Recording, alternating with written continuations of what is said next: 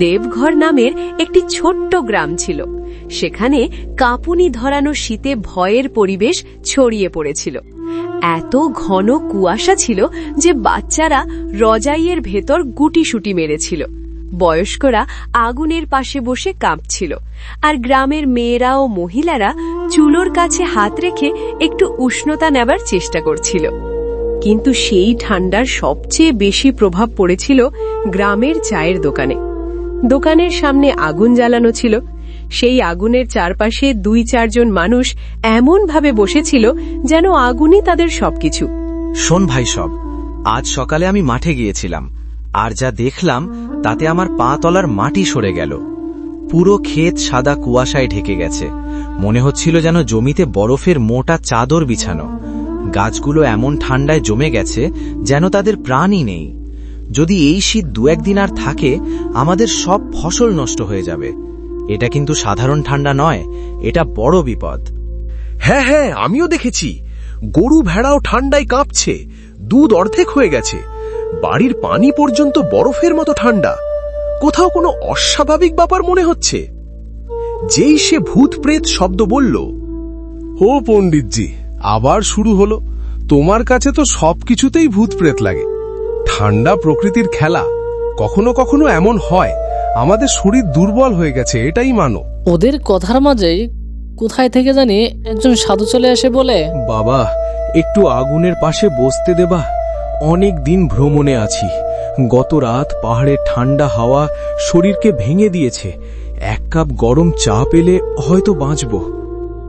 আরে, সাধুরা নাকি বরফে বসে ধ্যান করে, তোমাদের ঠান্ডা লাগে? আগুনকে নাকি তোমরা আদেশ দাও, এবার চা চাই। সাধু হয়ে লোকের কাছে চা চাইছো? সাধু মানে পাথর না বাবা। শরীর আছে, ব্যথা লাগে, ঠান্ডায় জমে যায়। আমি ভিক্ষে চাইছি না, 1 কাপ চা চাইছি, জীবন বাঁচানোর আশায়। মাখনের দিকে তাকিয়ে বললেন, বাবা, একটি চা দেবে? আমি দান খয়রাত করি না, চা টাকা দিয়ে আসে। টাকা দাও, তারপর চা নাও। আমি কখনো এমন ভাবিনি তোমরা এত নির্দয় হবে। থাক, যা হওয়ার হবে। এদের ব্যবহার দেখে সাধু মনে খুবই কষ্ট পায়। বুকে ব্যথা নিয়ে সাধু জঙ্গলের দিকে রওনা হয়।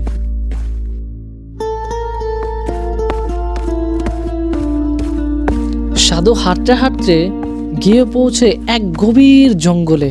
জঙ্গলে গিয়ে একটি কুয়ার পাশে সে বসে যায়। শোনো গ্রামের লোকেরা, আমি অভিশাপ দিতে আসেনি, কিন্তু তোমাদের নিষ্ঠুরতা আমাকে বাধ্য করল। আজ থেকে এই গ্রামে এমন ঠান্ডা পড়বে যতদিন তোমাদের হৃদয়ের বরফ না গলে। তোমাদের ফসল জমে যাবে, প্রাণী কাঁপবে, রাতগুলো আতঙ্কে ভরে যাবে।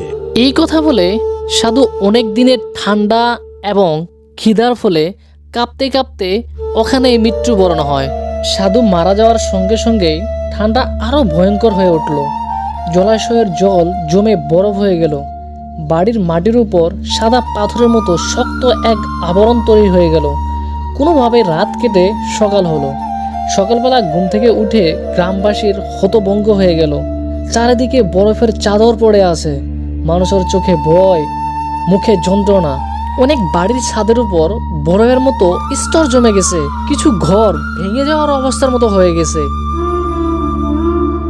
হে উপরওয়ালা, আমার ছেলে খুব অসুস্থ। কাল থেকে জ্বর, আর আজ ঠান্ডা এত বেড়ে গেছে যে কম্বলও আর কাজ করছে না। আমরা কি করব? ডাক্তার অনেক দূরে, টাকা নেই, আর বাইরে বেরোনো অসম্ভব।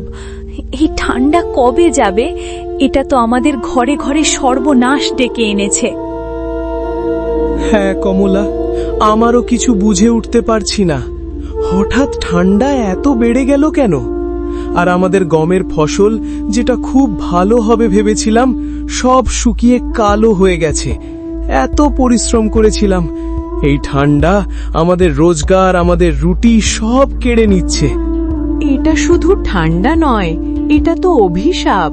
মনে হচ্ছে আকাশ নিজেই রেগে আছে। এই বাতাস, এই কুয়াশা সব মিলিয়ে যেন গ্রামটার পরীক্ষা নিচ্ছে। জানি না পরীক্ষা আমাদের হচ্ছে না আমাদের মানবতার। জোখান কাকা, খুব ঠান্ডা পড়ছে, না কাজ আছে না খাবারের ব্যবস্থা। মনে হচ্ছে যেন বরফের একটা হাত গলায় চেপে ধরেছে। হ্যাঁ রে বাবা, আমি জীবনে এমন ঠান্ডা দেখিনি। শ্বাস নিলেই বুক জমে যায়। খেতে তাকিয়ে দেখ, পুরো জমি সাদা শিশিরে ঢাকা।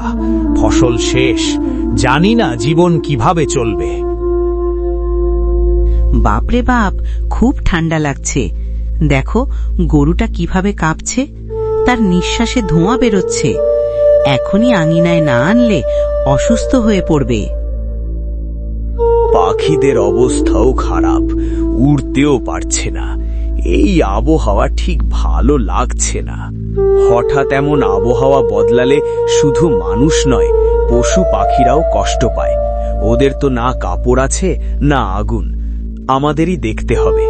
চলো আগে গরুটাকে ভেতরে আনি, গাছের নিচে একটু দানা আর জল রেখে দিই, অন্তত পাখিগুলো কিছুটা স্বস্তি পাবে।